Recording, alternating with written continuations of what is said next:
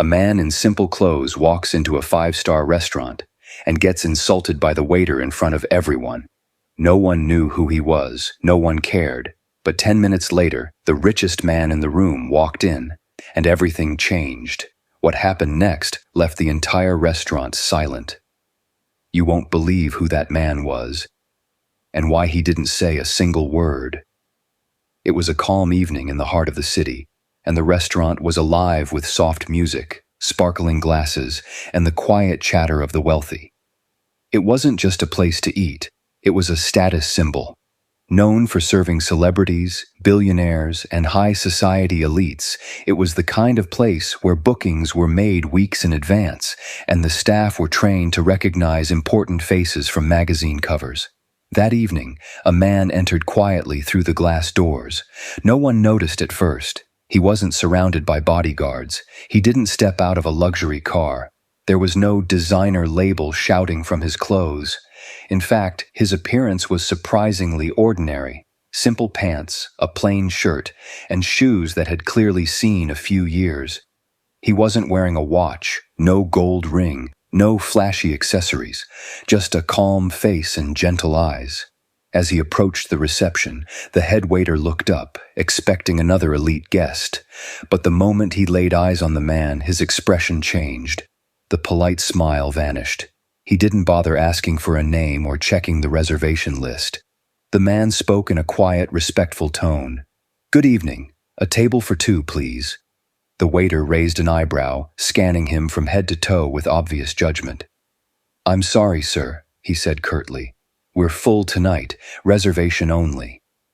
The man nodded slightly. "My friend made the reservation, I'm just a bit early."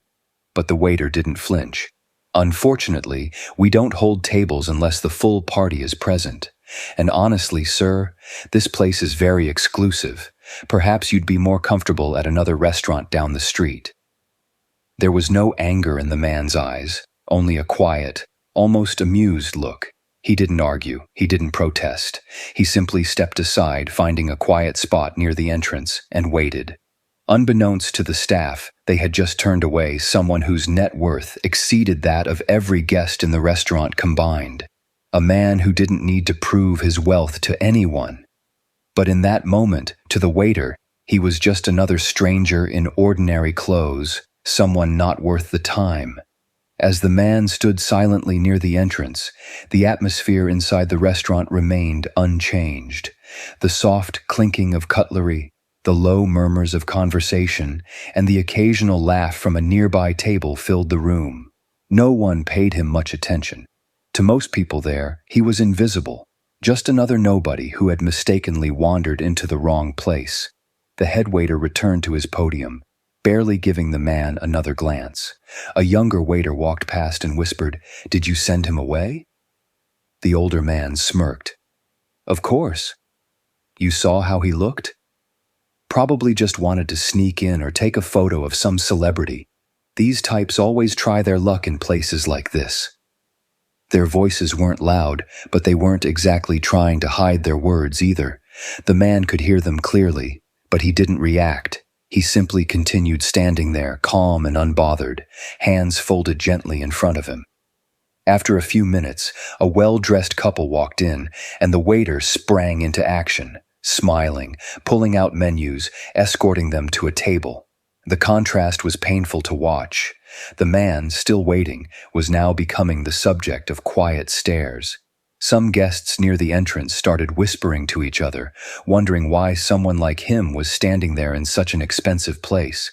Another staff member approached him, this time with a more firm tone. "Excuse me, sir. If you're waiting for someone, we'll have to ask you to wait outside. We can't have people standing near the entrance. It disturbs the ambiance." The man looked up and nodded with a slight smile. "No problem," he replied. Still calm, still composed, he stepped out onto the sidewalk. From inside, the waiter shook his head. "Some people just don't get it," he muttered under his breath. What none of them realized was that their actions weren't just unprofessional, they were about to become unforgettable. Because sometimes the person you dismiss without a second thought turns out to be someone the world knows by name. And in this case, that name would soon leave everyone in the restaurant stunned, embarrassed, and silent. 15 minutes had passed since the man was politely pushed out of the restaurant. He now stood outside, under the soft glow of the restaurant's golden lights, hands in his pockets, looking at the street calmly, as if he had all the time in the world. Inside, the waiters had moved on, attending to their wealthy guests. Laughter echoed through the dining area, and the faint sound of jazz music filled the air. For them, the man outside was already forgotten. But then, a sleek black SUV pulled up to the entrance. A chauffeur stepped out and rushed to open the back door. Out came a sharply dressed older man in a dark suit. Confident, elegant, and instantly recognizable to anyone with even the slightest knowledge of the business world. It was Warren Buffett. The waiters at the reception froze. A few guests near the door looked up, whispering, "Is that Warren Buffett?" He didn't glance around. He didn't pause to admire the luxury decor. Instead, he walked straight past the awestruck staff, straight outside, and headed toward the man who had been turned away just moments earlier.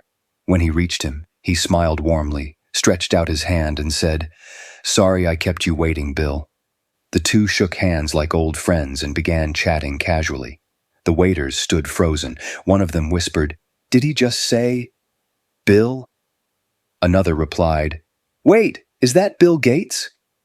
And then, like a wave crashing into a wall of pride, realization swept across the staff. The man they had dismissed, the one they judged for his plain clothes and calm demeanor, was Bill Gates himself. Phones began to discreetly appear from handbags and pockets. Guests were now staring openly. Some looked embarrassed, others curious. But the waiter who had first spoken to Gates felt his throat tighten. He had just insulted two of the richest and most respected men on the planet. Staff scrambled. A table was being cleared. Wine glasses were polished frantically. But outside, Gates and Buffett were laughing softly, as if none of it mattered. They hadn't come for the service. They had come to prove a silent point.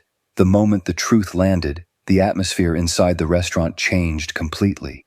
What was once a casual evening of laughter, fine wine, and elite conversation had turned into an awkward silence filled with stolen glances and whispered gasps. The staff was in chaos, though trying hard to hide it. The manager was called over. Waiters rushed to prepare the best table in the house, one usually reserved for VIPs. The wine expert stood ready, hoping to serve something impressive. Plates were being switched, candles lit, menus polished. But outside the restaurant, Bill Gates stood calm as ever, still talking casually with Warren Buffett, as if the earlier humiliation hadn't happened at all. He didn't once mention the treatment he received. He didn't raise his voice. He didn't even look back at the restaurant. The waiter who had spoken so dismissively earlier now stood near the door, staring through the glass, pale and visibly shaken. The realization hit him harder than any scolding ever could. He hadn't just turned away a customer. He had disrespected one of the richest, most respected men in the world. Not because of what he did, but because of how he looked. The manager approached the door, nervously stepping outside with a forced smile. "Mr. Gates, Mr. Buffett, apologies for the misunderstanding. Your table is ready. Please, come inside." Warren looked at Bill. Bill looked at the manager, and then, for the first time, Gates finally spoke about the moment. "We were here for a meal," he said kindly, "but we've already been served. A reminder." The manager didn't know what to say. Bill Gates smiled gently and added, "It's not the food that tells you what kind of place this is. It's how you treat the people you don't recognize." And with that, Gates and Buffett thanked him politely and walked away. They didn't take the table. They didn't complain. They didn't make a scene. But the silence they left behind inside that restaurant was louder than any outburst could have been.